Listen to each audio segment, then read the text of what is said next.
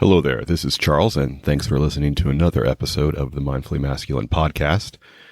In this week's installment, Dan and I will continue to discuss topics from Self-Care for Men by Garrett Muntz, covering lotions, moisturizers, tanning, the kind that comes out of a bottle or nozzle, as well as the more dangerous options, followed by some rants on processed foods and bad nutrition advice. Please follow or subscribe to us on your favorite podcast app or on YouTube. Thanks and enjoy. Good morning, Charles. How are you? Spectacular, Dan. How are you? I'm well. All right. So we are recording, we just recorded the last episode. Now we're going to record this one, and we're going to talk about lotion. At least that's where we're going to start. Are you a lotion user, Dan? I'm an occasional lotion user. Yeah. Yeah. For my hands at night. Oh, I rarely do that. I don't know if you would call it lotion or if it's considered moisturizer. I put moisturizer with SPF something on my face. And that's about it. Yeah. I'll use my moisturizer on my face as well. Yeah. When you said lotion, I don't really. They're all lotions. I guess. Yeah. But yeah, for the most part, I do not like lotion. It feels gross. I don't like it when I get a massage. I don't like it to put on myself. I prefer oil for massage. Oh, do you? Yep. But that's, I don't know. They're both pretty, they both make me feel like I'm disgusting. I need to go take a shower immediately as soon as this is over. So I think in a good massage, they've got wet towels there, hot towels, and they'll wipe it down afterwards. Yeah, and so you're not walking out like you're a hot mess. I still feel kind of like I need to go take a shower. So between the consistency, the smell, I am not a regular user, and so we're going to be walking uphill a little bit in this chapter. I've read it twice now, and he's not convinced me that I need to add lotion to my normal daily activities. It's just, he does say, don't make the mistake of only using lotion when you need it. It's like, that's the mistake I make all the time, though. When things are dry and chapped and cracked, that's when I'll put like extra moisturizer or lotion on my elbows, my hands.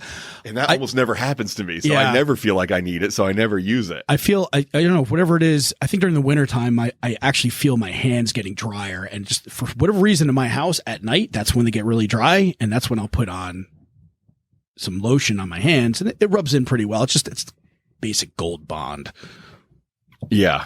The other thing lotion. is, the smell is a big factor for me. A lot of stuff smells too perfume or cologne-y, and I don't like that. That's, I've talked about on the show before that I've switched to pretty much fragrance-free everything except my actual fragrance that I use, the cologne that I use to smell the way I want to smell. Because, as I understand it, it's very difficult to be the person who mixes up fragrances for Tom Ford or Yves Saint Laurent or even Axe body spray. The person who mixes that's a skill set that requires knowledge and a sensitive nose and a lot of things that I don't have. So the idea that I'm going to use a scented body wash and then a scented lotion and scented deodorant and scented shampoo and then throw my favorite cologne on top of it and think it's going to come together. Right. Very unlikely. Yeah. So I do fragrance-free everything except for my fragrance. And so I smell like the actual fragrance smells. So I was doing the same thing. And then I was lucky enough to get a nice little set of aftershave, cologne and deodorant, all with the same. Yeah, that's the way to do it from Dior, and it's nice. And if you're going to use keeping it consistent. If you're going to use scented stuff for multiple pieces, then make it same stuff, right? Yeah, because Irish Spring mixed with some Irish Spring, Head and Shoulders, plus some Old Spice body wash, or I guess the Irish Spring would be the soap already. But you take all those things together, and then expect that they're going to smell as good as your $100 a bottle cologne is going to smell as good as it could after it's layered on top of all those other scents. No, not likely. And I don't remember if we talked about this with taking a bath or shower, but some of the soaps that we've been using in the past, or that we've getting squeaky clean, like from Irish Spring, whatever, is not good because it removes all the oils. And when you do that, you're more likely to need lotion and oil after a shower. So maybe look for some soaps that maybe have some shea butter into it, some other moisturizing factors, and you might not need to do the lotions quite as much.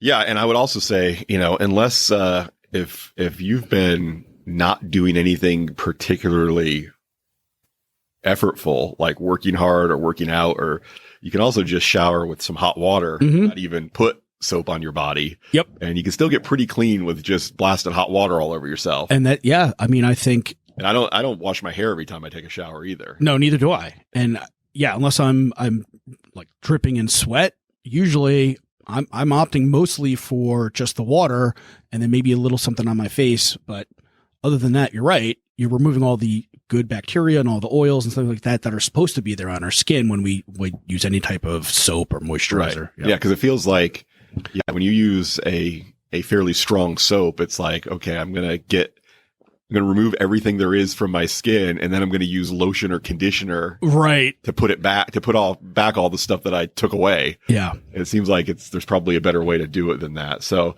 okay, so the skincare routine, as recommended by the author, is cleanse your body, use a gentle cleanser that doesn't strip your skin completely, like we were talking about. There we go. If you're especially sweaty, you may want to consider an option that includes charcoal, which helps absorb dirt. I've never washed with a charcoal anything, but I can see where that could help. And then it also says lots of men's body washes contain ingredients like tea tree and peppermint oil, which can be irritating and drying. So, I guess, if you've got some acne issues, maybe that might not be bad. Drying out might be the best thing. If you've got really oily skin, but I think you need really oily skin for that to work. I overdid it one time when I was younger with tea tree oil, and it just made my skin much worse than it was. Yeah. Yeah, I could see that. Exfoliate. So the skin on your body, stuff dies like your skin, and you don't want the dead stuff hanging around forever. So there's a couple of options for exfoliation. You can, and I've used both. You can use soap that has salicylic acid in it, and that will help get the dead stuff off. Or you can use something with a little bit of a texture, like sandpaper. Exactly. Yep. Like those little beads that you get in some things. I don't think they can be made out of plastic anymore. I think those have been outlawed. So the beads that they use now are made out of something that can sort of break down once it goes down your drain. Yeah. But yeah, I've used both of those. And when we talk about the tanning chapter, I'll usually use my salicylic acid soap before I go to tan, which, boy, this guy does not like tanning beds. No, he does not. We'll talk about that when we get to that chapter. I've used a peach pit scrub that it's all natural, whatever. Yeah. And that's worked pretty well for exfoliation as well. Yeah, there's a shampoo. It's American Crew has a version of their shampoo that has like ground up seashells in it. Oh, interesting. And okay. So, yeah, you can use that it's like their anti-dandruff, anti-dry scalp shampoo. And it feels and smells pretty good, but it smells pretty strong too. Yeah. A lot of their stuff does. Yeah. I had this really weird idea in college, right after college, to start making soap. What happened was we were in a shore house in New Jersey, and there was an outdoor shower, and people had bars of soap, and we were using soap. And of course, you're coming back from the beach, so we're covered in sand. Mm-hmm. And one time I dropped the soap, rookie prison mistake. Right. But I picked it up and it had sand on it, and I'm like, oh my God, it's exfoliating too. And I was like, this might be something to do. So I was thinking you could go to all the different beaches and get sand from those beaches and make sandy soap and market it. This is from South Beach. This is from LBI. This is from, Malibu, whatever, right? I mean, this, high-end soap that does a little exfoliation it's got, the sand in it from that local beach. Might be cute little tourist gifts. It might be a cute tourist gift. You know? I don't know about the efficacy of actually using real sand as the exfoliant in soap. That seems like That's a great question. I don't know. We should look into that. Feels like it could be pretty rough. Nobody steal that idea. We've got a week to bring it to market. Okay. All right. Let's get on it. Okay. So then after you've exfoliated, lotion or oil is recommended.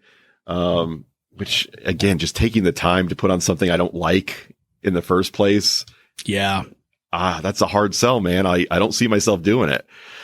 And I mean, somebody more that I trust even more than the author of this book would have to tell me, no, you have to do this. And here's why. Cause right now I'm just like, I'm not going to do it. Yeah. I'm certainly not going to do oil. Yeah. I mean, both of those, I do have a moisturizer that I use in my hair.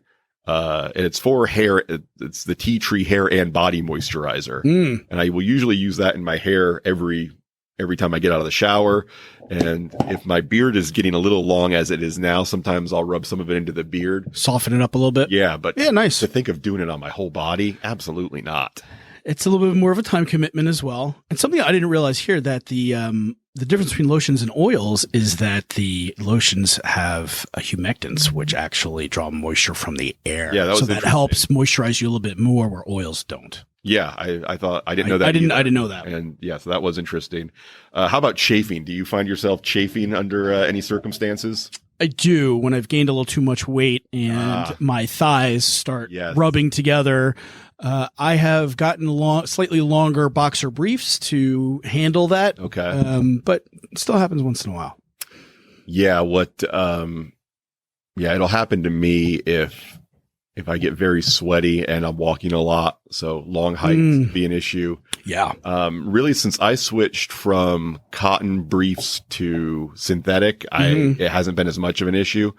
But if I'm doing a long hike, I will still get, like at REI, they sell those little sticks of anti-chafing stuff, which I guess runners probably use frequently as well. Yeah, when I was running a lot, sometimes my nipples get really chafed, but I would they have little caps too, or Band-Aids. Okay. So yeah, when it got really bad, you put a Band-Aid over it, and that would just stop the rubbing of the shirt on the nipple. Interesting. Yeah, I've never had the shirt versus nipple battle.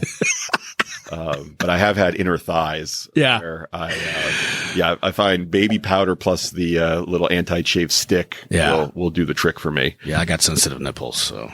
All right, good to know. I'll add that to your dossier. Sweet. Okay. I didn't even know I had one.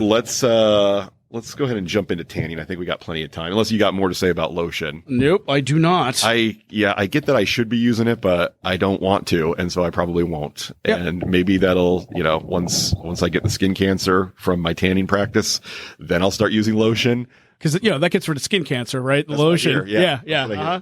Okay. So, people who are, generally speaking, tan people look healthier than pale people. And so many of us may feel like we should look tanner than we currently do. Mm-hmm. And we will get on board with, okay, what can I do to get tan and look tan? And what are the trade-offs, I guess, would be the question. So, what is tanning? Tanning is when ultraviolet radiation tells your skin, hey, you need to be darker than you currently are to survive in this place. Mm-hmm. And then melanin will be produced, and that will cause your skin to get darker in color. Once your body has kind of maxed out with what it can offset through melanin production is when your skin cells will start to mutate as you'll get a burn, radiation. Right? Yeah. Yep. Yeah. You'll get burned and you'll feel the pain. It'll look pink. And that's when, your skin cells could start mutating in response to the UV radiation that they have been exposed to. It's interesting that we all, or generally, it's consensus that people look healthier with a tan, or they look better with a tan. And I think that really comes back to our, primal being, where we spent most of our time outside, being active and doing things. And I feel like that was just another way of being able to tell how active somebody was, because they were tanner. Right. Because if you're sickly, you're going to skip the hunt and stay in the cave and be pale and white. Right. Right. Yeah. And I had an argument with an ex basically because she was like, "Oh no, humans are meant to be inside," and I was just like, "Really? Like based on what? Right of built like they're not meant to be outside, you know?" And but very paranoid about getting skin cancer and just being outside. Also, she didn't like the water at all, the ocean, so she never wanted to get in there. But I was like, what makes you think humans are meant to be inside? We haven't been living in buildings. I mean, maybe the last couple 100 years at most, right? And even then, we spent a lot of time outside doing other stuff. Yeah. So yeah, that just didn't line up. Where did she get her degree in anthropology? She did not. Interesting. She did not get a degree in anything. I was going to say I would recommend against that school if yes. she got her doctorate in anthropology and says we're meant to live inside. No, there were no degrees to be found. All right. Well, I mean, not that we're looking down on people with no degrees, because that would include me, and I only look up to myself. Fair enough, but in this case, yeah, the lack of formal education plus the lack of common sense, when those two come together, I just didn't quite understand. Yeah, there was no logic for me behind that. Yeah. All right, so here's how you get a tan the safe way, Dan. You use sunscreen, at least a SPF 30, which I never remember what the math is on those sunscreen levels. It's supposed to be how long you can spend in the sun. Look, before forget the math. Okay, deal. As soon as you start getting red, get out of the sun. Well, it's not. Some could say as soon as you start getting red, it's too late. You've already done the damage. Well, I mean, you're going to do. I mean, again, you can tell a little bit of red versus a deep red where it's painful. But just have somebody check you every once in a while, and you can see you're starting to get a little red. And then at that point, I don't think there's that much damage that gets done when you're just a little bit of red, And if you're looking to maximize your tan, this is based on Dan's vibes and nothing else. Well, this is based on my experience. Yes. Yeah, where I have when I've left the sun, when I've gotten out of the sun, when I'm a little bit of red, I don't burn; it turns brown. Okay. When I've said screw it, I'm gonna fly this kite for another hour, I've had some problems, and I've had sheets of skin peeling off of me. Yeah, not exactly the best thing. But I want to talk about sunscreen. There's been a lot of studies that have come out recently that a lot of really popular brands have basically been shown to have known cancer-causing ingredients in them. If you go to consumerlab.com, there's a lot of articles, and I think even if you're not a member, it'll give you some information about some of the tests that were done. And the problem was a lot of these these lotions didn't list this ingredient that was being used. Well, that's not good. And no, it's not. So there's a little bit of, not all of them, but there's a lot of them. And a lot of the stores, fortunately, have been removing them from the shelves. I did some digging on it, and it looks like if you get like an all natural mineral, like a zinc oxide. I hate those. They're the worst. You're not going to need to worry about that stuff. Now, they also make lotions now where the zinc oxide does not show up as white all over your skin. It's processed in a certain way where it's like micronized or whatever that is, and you won't be like a white sheet. Like you see the people like on the the lifeguards with the white noses and stuff like that. That's the old school zinc oxide. Yeah. So when Ariel and I went to Hawaii a few years ago, it's very important that you only have reef safe sunscreen. Yeah. And there only one is zinc oxide. Is that the only one that's reef safe? There's a couple. I think there's a titanium formula. Okay. Yeah. And there are many like Hawaiian Tropic and stuff. They claim that their stuff is all reef safe, but they still basically, if it goes on and rubs in easily, it's not the best for probably your skin or for the reefs. And a lot of that also is the aerosol ones as well. Oh, those are the best. Those are I know they're the most convenient. Yes, sure, yes. Absolutely. But they don't make zinc oxide like that, I don't think. No, I don't think they do either. And yeah, it's putting on the kind where basically the mineral based ones, they're literally physically blocking the radiation instead of rubbing into your skin and interacting with how your skin responds to the radiation. They are like it's like a wall between the radiation and your skin. Yeah. And I think it's good once you've been out in the sun a little bit, you've gotten your tan, and then you still need to be out in the sun.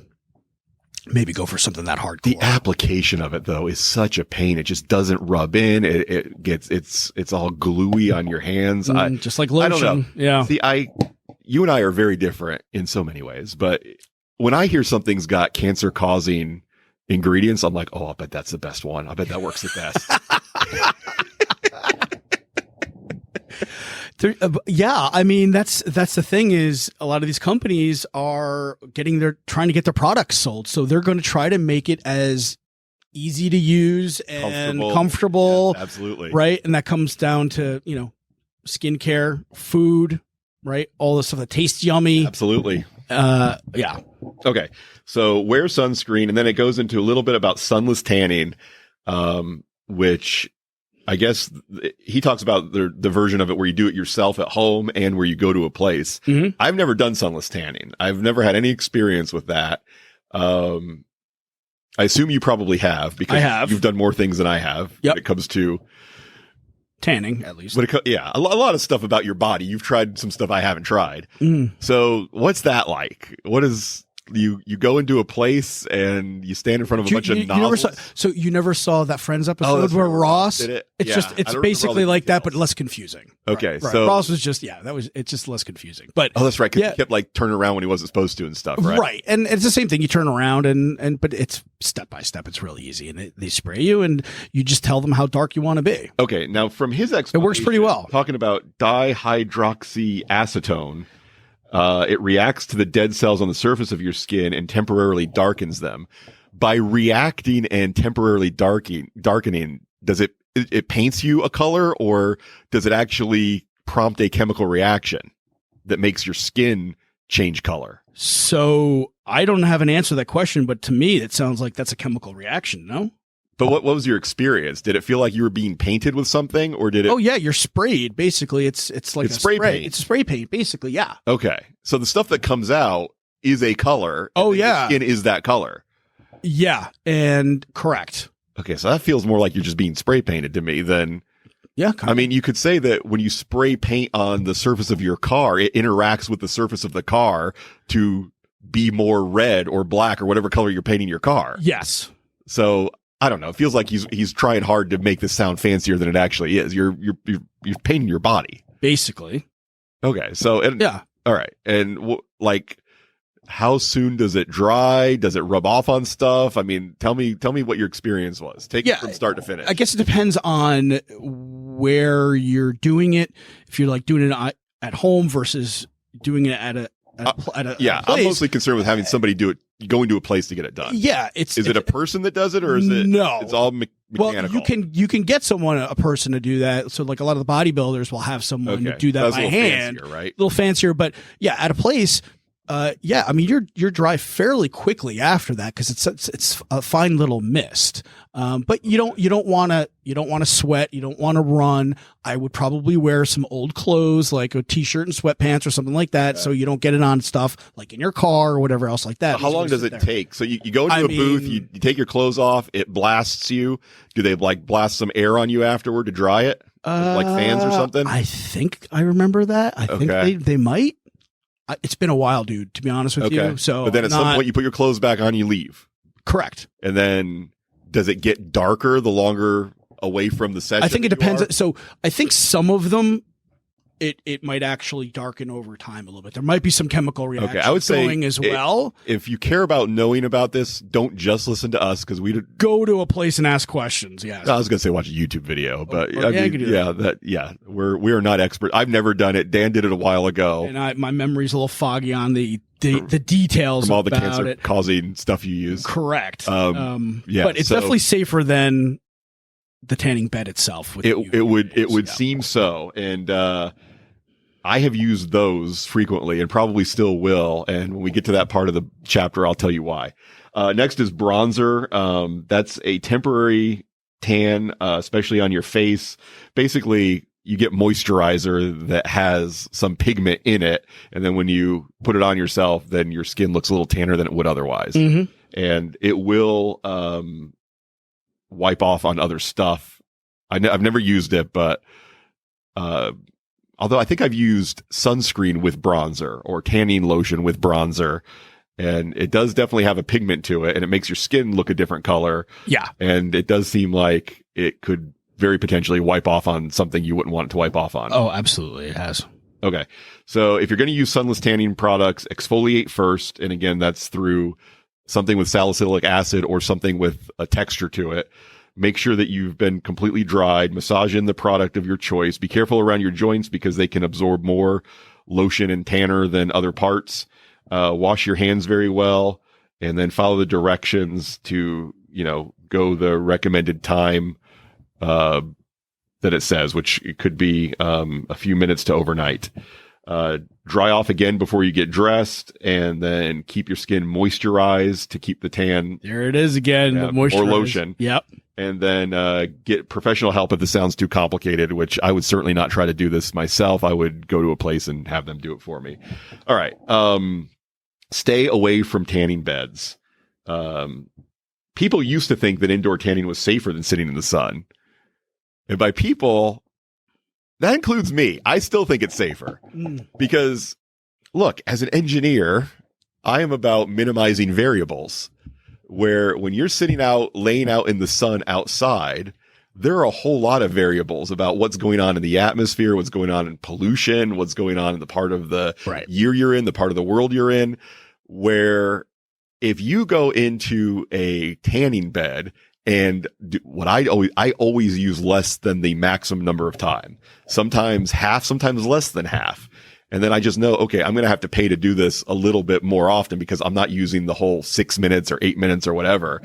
I feel like I'm controlling more of the variables when I use a tanning bed. And I always use the stand-up ones. I never use the lay-down kind. Yeah. I feel like I'm controlling more of the variables. And so I can go in there, I can pay for 6 minutes and only use 2 minutes. And then notice, oh, okay, I look a little pink when I get out. And then by that night, I don't have there's no burning, there's no tingling, there's no nothing. And then, okay, in another 3 days, I'll go back and, add 30 seconds or 1 minute to the process. Yeah. And ramp my way up. To me, again, I'm not a dermatologist. I'm just a dumb guy with opinions. Well, I'm a genius with opinions, but I'm not educated in this matter. And it just makes sense to me that if you start very slow and never use the full time, you can predictably and probably safe. Again, to my mind, it feels like, if you do it this way, it's going to be safer than just going to the beach for a day and hoping that you get a tan and not a burn. The question that I've got is the rays that are being produced artificially in the tanning bed. Is it possible that they could be causing cancer without getting burned? Like, that's the question. Probably. I don't know. That right. But I know that I've gotten burned far more times being in the sun than I have at a tanning bed. Right. So I used to go regularly too. Is burn the symptom of damage being done or not? Correct. Right. Right. And then, so then. Because, every tanning place I've been to has like different levels. And they always say that the highest level, like the level 5 that's the most expensive, uses, there's UVA and UVB and the higher end ones are supposedly going to use a kind of UV that will not burn your skin. Like you won't get burned. You'll only get darker. Right. And less time. It's more intense. Right. But what are I've not read any. Generally when people with a medical background speak on tanning beds, it's always tanning beds are bad. End of story. Yeah. I've not read anything that says, okay, well, actually, we did a study and the level 1 tanning beds suck and they'll give you cancer and the level 5 tanning beds are okay. Yeah. And I'm not saying I'm looking for that conclusion. I'm just looking for something that says, okay, there is, the difference you pay for at the tanning place, there actually is a difference in how the methodology or the, what they do is actually different. And I'd be curious, the data that they're coming back with, the people that they're asking, are these people who only go to tanning beds and then comparing them to only people who only go out in the sun versus, I don't know many people who only use one or the other. So then how do you tell Well, yeah, where the cancer is coming from. Self-reported studies are pretty much worthless. Oh, forget that. And so, yeah, it's got to be, for a study like this, you've got to essentially lock people in a place and then have them tan and measure the results because, I mean, with something like sunlight, like how do you control what they're doing when they're not participating in the study? I don't know. Yeah. I mean, he does mention that there's an FDA warning on each of the tanning beds now these days, but there's still lots of tanning places. So if it's really been shown to cause cancer, we sell cigarettes and there's an FDA warning on those, and I think they might cause cancer. They might. And they just might. We still sell them. I guess that's fair. So, yeah, I mean, yeah, tanning places could be as bad for you as cigarettes and still be legal. I don't know. That's fair.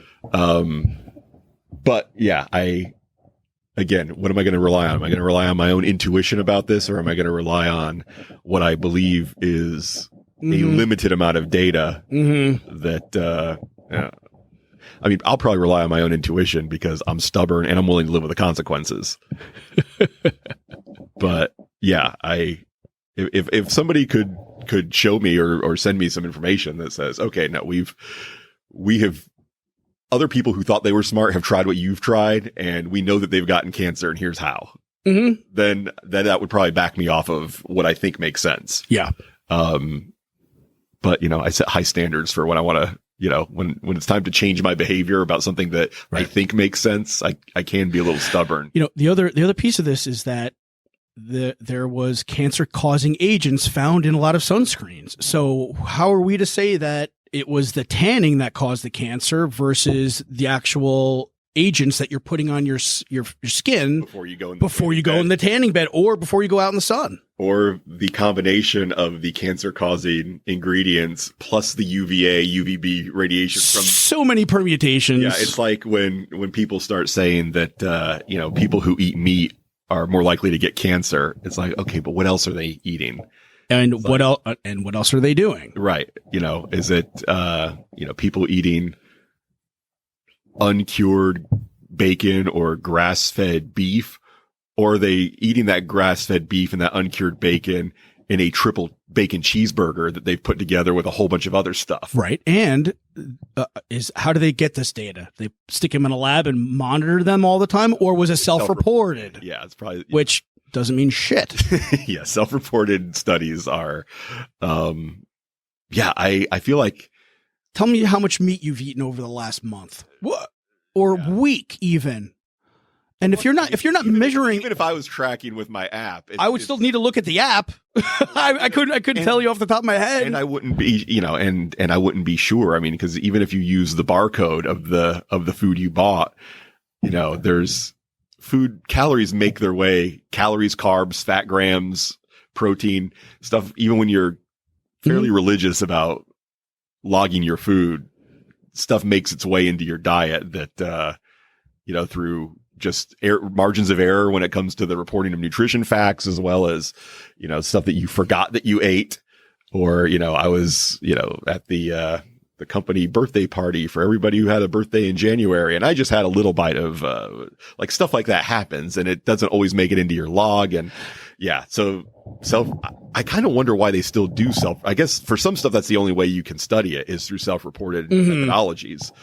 But yeah, I mean, maybe don't act like your conclusions are valuable or as valuable. Yeah. I mean, maybe I could see it serving the purpose of saying, hey, we're seeing an association here. Let's get funding for a clinical trial where we can actually That's true, yeah. be a little bit more strict about what's going on here to get a better answer. Yeah, but the media never sells it to us that way. It's always, that's not sexy. A study had a surprising result, and now we're going to share it with you without telling you anything about how the study was conducted, because you probably wouldn't understand anyway. Yeah. Which that part's true. I mean, most people, again, we've talked about the do your own research crowd is usually the people usually saying do your own research don't know how to do research at all. Yeah. I mean, it's really not as complicated as people think it is. But you're right. That's not how we're sold it. Doesn't make for fancy headlines. It's not clickbait. If if they're saying, oh, well, this study doesn't mean anything because it was self-reported, it wasn't double-blind placebo controlled, it wasn't right. It was funded by X, Y, Z. Exactly.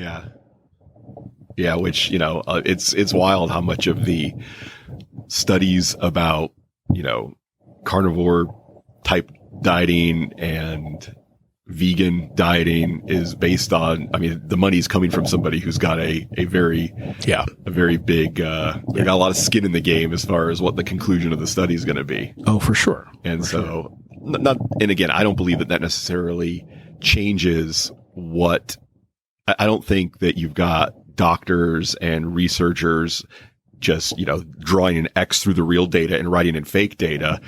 But, if I'm in the meat business and I sponsor a study about meat and it doesn't come out the way that I want it to, it'll just get buried. Nobody will ever hear of it. Right. It doesn't get published. It's not like, I'm not asking people to put fake information in and then put it out there. I'll just put it, I'll just bury the study and make sure that it never sees the light of day. Well, the whole like Ansel Keys story about cholesterol. And so Ansel Keys was basically a guy, years ago who came up with the whole idea that, first of all, high cholesterol is caused by eating dietary cholesterol. So meat and fat, right? Right. And what he did was he found a correlation, basically in certain countries where people who had heart disease and high cholesterol ate a lot of meat. And what he didn't report on was that they also ate a lot of carbohydrates as well. And he cherry picked the data. So he didn't look at everybody. He just picked the countries where that happened to correlate. So James McGovern I guess he was a senator back in the 60s. Okay. He thought everybody should be eating a low fat diet because of this. Yeah. And so what they did was they hired a bunch of researchers and scientists to actually study this. And what happened was he brought them all in and they all told him, we need to wait until we need more data to determine whether a high fat diet or a high meat diet causes heart disease or high cholesterol. And he's like, well, unfortunately, unlike researchers where you've got the privilege of waiting for all the data to come in, as a senator, we don't. So basically, that's when they came up with the food guide pyramid, and the USDA said, before that was the basic four basic food groups. Right. But we had been eating in the 50s a lot of meat and butter and eggs, and that was what was being recommended. Right. And everybody was there's a lot of people who were at a normal weight. There wasn't a lot of adult onset diabetes. Children weren't getting diabetes when they were younger, the type 2 diabetes. And so then, ironically, all the food companies that make processed foods, cereals, things like that, they got in bed with the government. And basically, the government came up with the USDA's food guide pyramid, where the core of eating should have been was recommended to be carbohydrates, and 7 to 10 servings of carbohydrates a day. And they ignored the data, and they said, well, we don't have time to dismiss the data.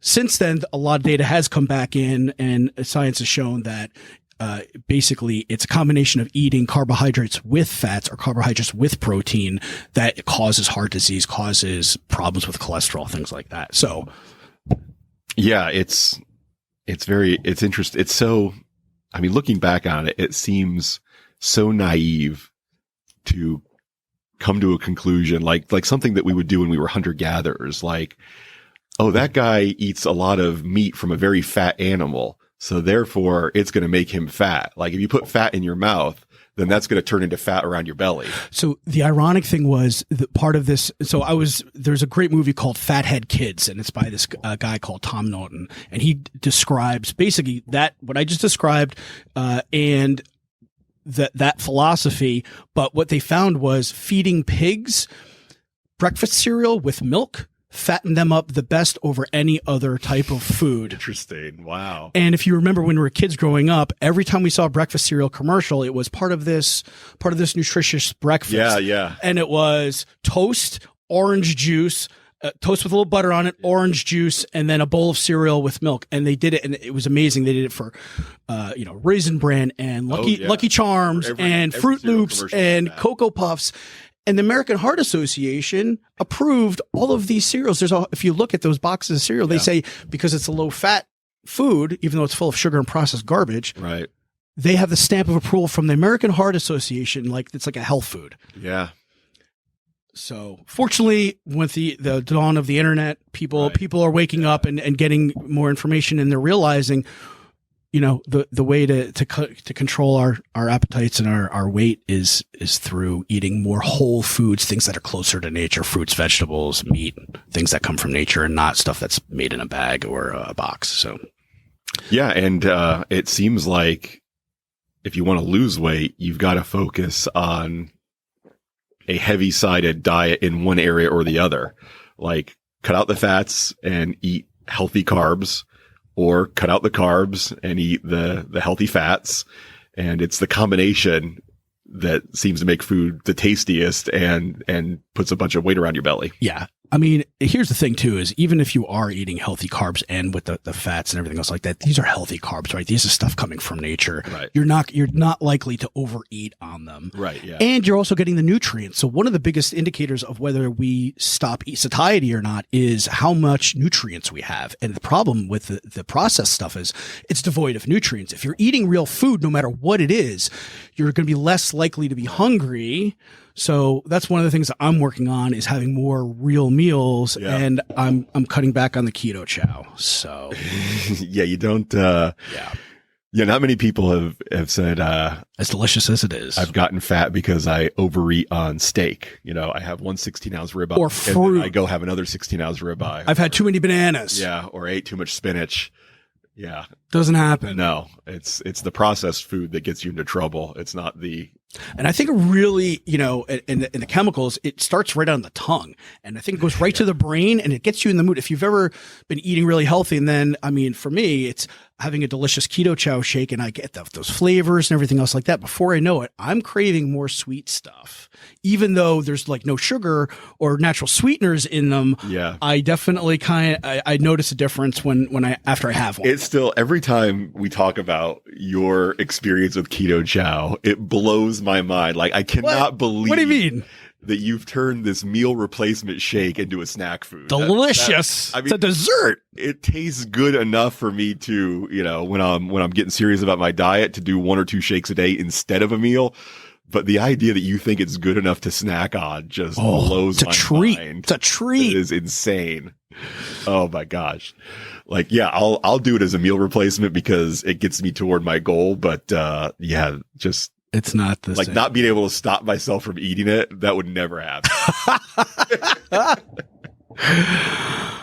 So I will, if I own stock in the company, I would be selling with you announcing that you're cutting down your consumption, because I know you've gone through a fair amount of it. Yeah. All right. I think that's a good spot for us to start. We're a few minutes before your hard stop, and we covered what I wanted to cover about tanning. So again, I may have some stupid ideas that I need to do some work on when it comes to tanning beds. I think I do. I think I do need to do a little bit of a deep dive here and see what the best way to behave with this is. Mm-hmm. But the stuff I want to do just seems to make so much sense to me. Isn't that crazy? A little bit, but I think we could dig into that a little bit more. I don't know if the jury is out for sure about tanning beds absolutely causing cancer if you're going and doing it in a reasonable way versus right. But what's a reasonable way? That's correct. Versus coming out with burns, right? So, right. Yeah. And if you're going for the full time every other day, which is the max I think you're allowed to, then is that different enough for what I do to make it go from being unhealthy to healthy? Yeah. I don't know. It feels like it might be, but again, that's not how we should make our decisions. We don't make our decisions based off of vibes. We make our decisions based off of data. At least when we're functioning optimally, we make our decisions based on evidence, not based on what we would like to be true. So I've got some work to do in that area. So there we are. All right, Dan, thank you very much. And we will, the next chapter will be about tattoos. Your favorite that will last topic. About 5 minutes and I'll be done. Well, we'll see about that. Yes, we will. All right. Talk to you later. Bye-bye. Bye. Wow. You made it through the whole thing. So you must like us at least a little bit, in which case you should definitely follow or subscribe to our show in your chosen podcast app. Thanks. We'll talk to you next time.